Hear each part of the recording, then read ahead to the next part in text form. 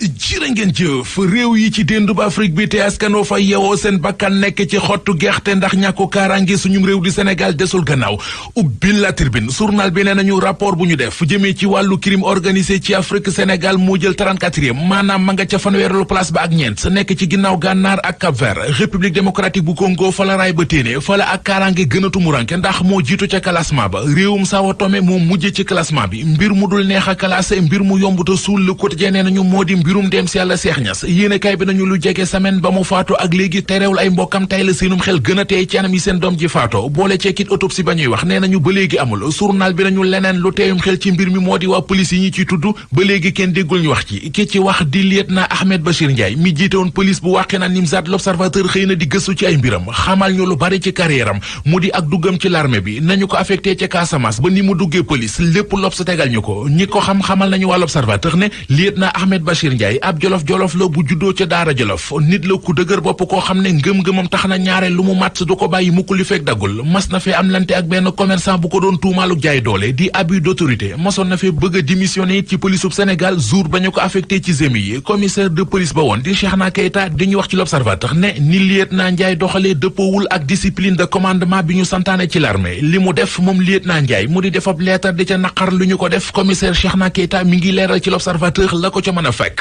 ñu fekkaat coow li ci xët mu njëkk réew mi quotidien gi la yoon yéenekaay bi lim ñu nittali moo di histoire u Cheikh Niass na mu demee dëgg-dëgg la cee were histoire ba la xewoon ca police bu wàqe naan Nimzaat ga ca Géejawaay na mu duggee ca police ba na mu fa génnee lépp journal réew mi quotidien mi nga ñu koy nittali Simon ak kilifa yi ñu tëye ca kaso ba ndax tuumay visa tuumay passeport ak tuumay njublang lise ko ne nañu tey jii ci la leen juge bu deuxième cabinet bi war a déglu ci lu yaatu ci liñ leen di tuumal maanaam audition sur le fond du dossier kenn ci seeni avocat di maître Moussa Sarr di xam ne ci yéenekaay bi ne bu ñu leen auditionné bu nuppi danañ leen sàkkul ab liberté provisoire mu di bàyyib ne nga diko yéenekaay bi boole kook ñaar yu mu jàpp ne buñ ci sukkandikoo Simon ak kilifa war nañoo mën a am yaakaar ci ñu may leen liberté provisoire benn bi moo di garantie fu leen yoon soxlaa gis leen ñaareel ba moo di wér-gu-yaramu Simon seeni mbokk di waa mouvement Y'en a marre coordonnateur ba di Alioune Sané moom ak i kàddoom le Vox Populi xëyee Alioune Sané nee na jamono ji dañoo mel ne ñu takk yeew leen ba ñu ne ngodd jël buum nga jox Macky Sall te loolu duñu ko nangul kenn mu ne maa ngi woo waa mouvement défense démocratie ak képp koo xam ne démocratie ak état de droit yitteel na la ngir ñu jóg taxaw jàmmaarloo ak Macky Sall nguurug Sénégal jàmmaarloo na bu baax ak commerçant yi doon teggi njëg yi ñu tegoon la Sénégal nañu weer ginnaaw bi état bi fixé prix yi ngir wàññi ak a dakkal njëgu dund gi doon yokk di jol yi jëm kaw waa direction commerce intérieur daje woon nañu démb ngir doon defub xayma ci fi mbir yi toll fa la ñu waxee ne jot nañoo convoqué lu toll ci junniy commerçant ak juróom-benn téeméer ak juróom-benn fukk ak benn ndax dañoo tegewul ci yoon ñoom waa direction commerce intérieur nee nañu it li ñu dajale ci ay alamaan ëpp na ñaar fukki millions ak juróom-ñaar Vox Populi dolli ñu ci ne directeur commerce intérieur di Omar Diallo xamle na ne téeméeri commerçant yoo jël ci réew mi juróom-ñett fukk ak juróom-ñaar yi maanaam